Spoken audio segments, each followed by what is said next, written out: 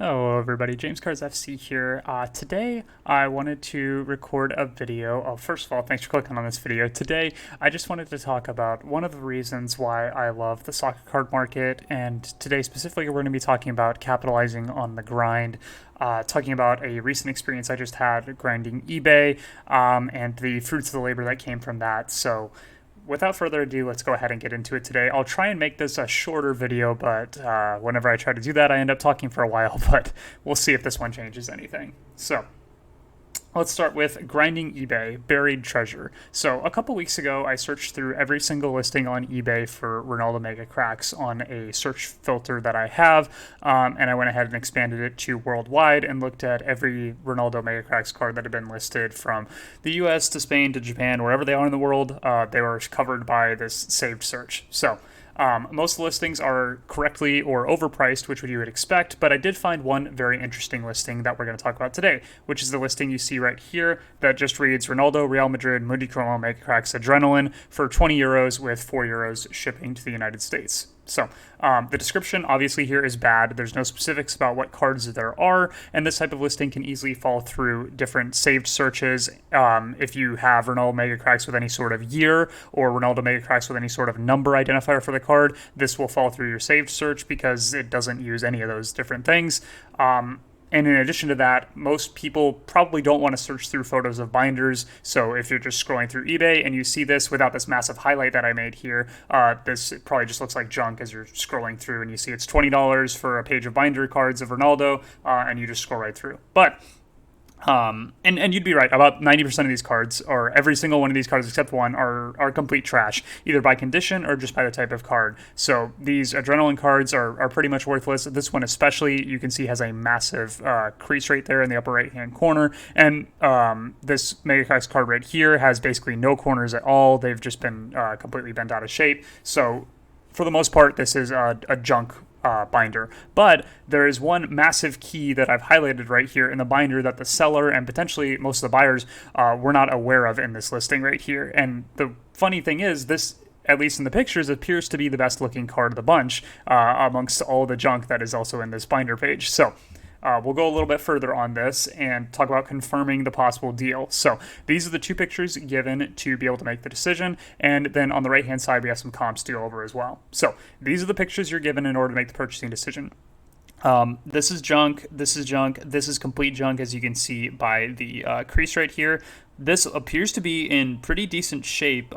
Corners look fine, and you can't see anything with the surface because it's in a binder, but compared to the other cards you see in here, like this one, this looks fine. The corners appear to be sharp-ish. The edges look fine, especially compared to these edges, and these rounded corners and rounded corners there. So at least in my opinion, and even you get a shot of the back here to see if there's any chipping on the edges, which is really easy to see on these cards since it's a darker background. Doesn't seem to be any noticeable chipping or corner damage, unlike with the other cards that you see, which have obvious chipping and corner issues. So at least from these two pictures, this looks like a decent condition card to me. Obviously, I'm not foolish enough to believe that I'd find a mint condition one, but anything in near mint condition is probably even a deal in this case. So to go ahead and confirm that, I went ahead and looked at recent sales. So these are the past two raws that sold on eBay. April 19th, April 13th, one sold on auction for $88, and one sold on Buy It Now or Best Offer for $125.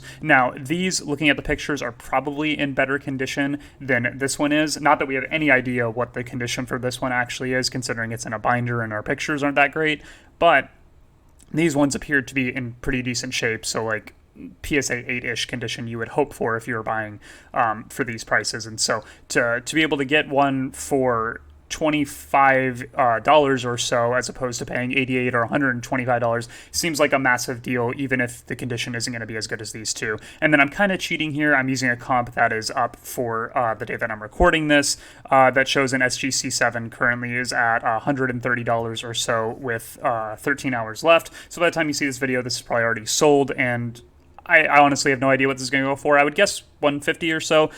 So if I get an SGC, if I'm able to turn this into an SGC7, theoretically I can assume it's worth anywhere between $130 and $150 or so. So that's the math you're playing with there. So as long as you're getting above an SGC 6 to 7 range, you're probably going to come out way, way ahead on this card right here. So with all this being said, I of course went ahead and I purchased the card, and this is what it looked like when I finally got it in hand. So all the other cards, as expected, were complete trash. They were in PSA 3 condition or worse, or they were adrenaline cards, which I don't think are worth keeping at this point, but perhaps that's a mistake I'm making that we'll see in the future. The CR7 right here is in decent condition. It has the small scratching and imperfections and one soft corner. I'll go ahead and highlight the condition errors for you here, just in case you're not really familiar with what to look for when you're looking to grade a card. So up in the top right-hand corner, we have these small scratches. These are apparent in a lot of the 2015 Mega Cracks issues for Ronaldo, this specific card. I've had quite a few of them, so I know the normal scratching condition that they have, and these are pretty normal and don't usually affect the grade too bad, just considering they're on almost every single one that you see. It has this little surface dimple right here, which it's noticeable in a specific kind of light, but it shouldn't hurt the grade that much, but it is an error there. And then it does have a soft bottom right-hand corner here, but all the rest of the corners are fine, so the corner grade shouldn't suffer too bad there. In my completely unprofessional opinion, I think this is probably around an SGC 7, maybe an SGC 6.5, but in any event, it is currently on its way to SGC, and I'm hoping to receive a 7, and yeah, we'll see what happens from there. So, like I said today, quick video, and in conclusion, we go and we say that knowledge on the market plus time spent grinding the market can give you a really big advantage. There are currently less than 200 Ronaldo Mega Cracks listings on eBay if you go through that search filter, and it would take you less than 15 minutes to look through all of them. So it wasn't anything impressive what I did. I just knew what I was looking for in terms of knowing this was a key issue, and then I went and looked through every single Ronaldo Mega Cracks listing just to see if anything popped up that had been overlooked by the general market, for example. And I just happened to get lucky in this case and find that the general market had massively overlooked this. This wasn't a new listing or anything. This listing had been up for at least a few weeks because I was searching by newly listed and it was nowhere near the top. So plenty of people probably scrolled past this and either had no idea that this was looking like this or didn't want to take the risk on a 20 euro transaction when the rest of the cards looks like trash. But I'll be the one to go ahead and take that risk knowing what I know about the comps for this card. So in order to find these deals, you do have to love the grind. You're not going to quickly find Ronaldo keys priced 75% under comps, but they are out there if you want to embrace that grind and enjoy that grind.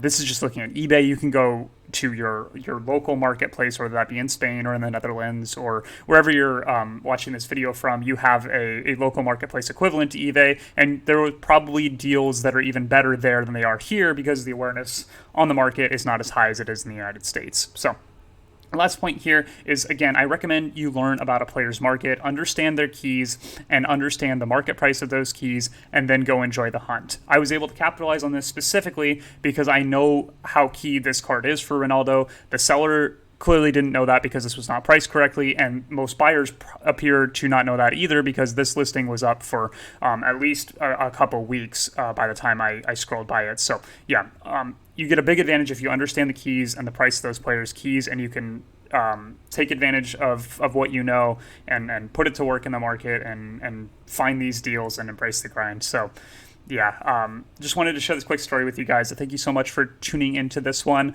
Probably get back to my more normal videos like Set Spotlight over the next few days. Those take a little bit longer to put together, but just wanted to make a quick video for you guys today.